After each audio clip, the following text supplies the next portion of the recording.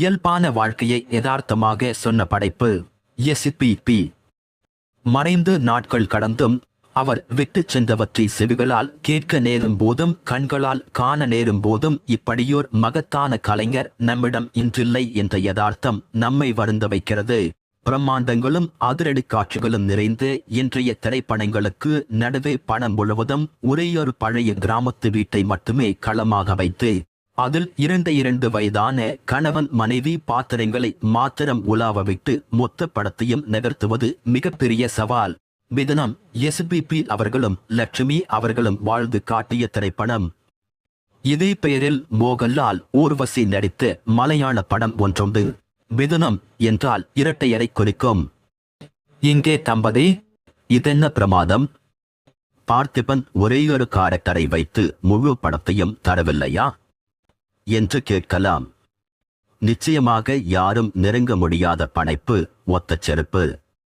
October 21, 2020 அன்று அதற்கு விருது அறிவிக்கப்பட்டது. 8 ஆண்டுகளுக்கு முன்பு வெளியான மிதுனம் ஆஸ்கார் விருதுக்காக பரிந்துரைக்கப்படும் இந்திய திரைப்படங்களுள் இடம்பெற்ற பெருமையை பெற்றது. ரமணா என்பவர் எழுதிய 26 பக்க சிறுகதையை நடிகரும் இயக்குனருமான தனிகேல பரணி 1.25 கோடி ரூபாய் பட்ஜெட்டில் இயக்கி 2012ஆம் ஆண்டு வெளிவந்த தெலுங்கு மொழி திரைப்படம் மிதுனம். எஸ்பிபி மிகச்சிறந்த நடிகர் என்று சொல்ல வேண்டியதில்லை. ஆனால் இந்த படத்தில் இவருடைய நடிப்பு வாயை பிளக்க வைக்கிறது. அதுவும் அப்பேற்பட்டு உடம்பை வைத்துக் கொண்டு அன்றைய 65 வயதில் அவர் பண்ணம் சேட்டையும் கூமாளித்தனங்களும் இருக்கிறதே. பசங்க கெட்டாங்க போங்கோ. அப்பாதாசு ஓர் ஓய்வு பெற்ற ஆசிரியர். புச்சலட்சுமி அவருடைய மனைவி. மிதுனம் என்றால் தெலுங்கில் கணவன் மனைவி இருவரையும் குறிக்கும். தெலுங்கு மிதுனம், தெலுங்கு தம்பதி.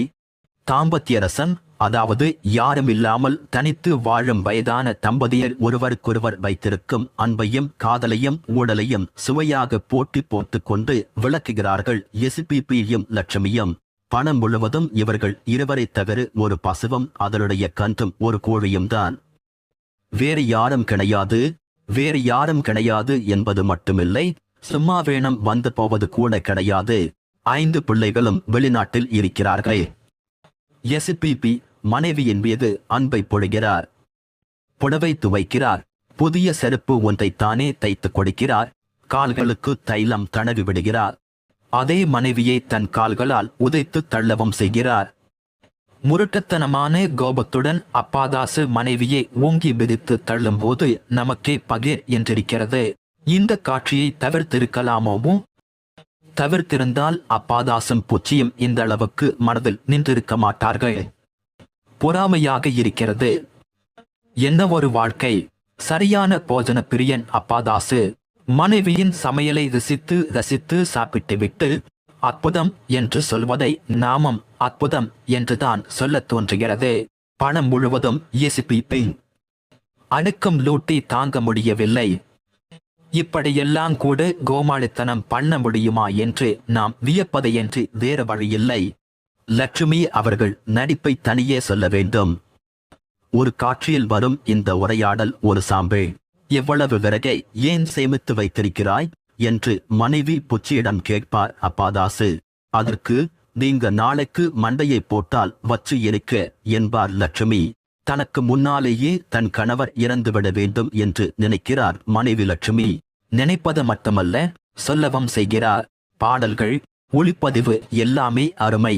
பழைய பிருந்தாவனமும் நந்தகுமாரனும் பாடல் மெட்டில் வரும் பாடலில் மனைவி புச்சி சமைத்து வைத்திருந்த பண்டிகை உணவு வகையராக்களின் பெயரை ஒவ்வொருவராகச் சொல்லி அப்பாதாசு ஒவ்வொன்றாக விழுங்கும் இனம் படா தமாஷ்.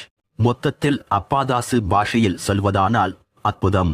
இந்த படத்தை இயக்கிய தனிகேல பரணி கில்லி படத்தில் பிரகாஷ் ராஜுக்கு தந்தையாக வருவார். எஸ்பிபியை நம்பி ரிஸ்க் எடுத்திருக்கிறார். எஸ்பிபி ஏமாற்றவில்லை. லட்சுமியின் தான். நன்றி. மால் பாரதி முத்துநாயகம்.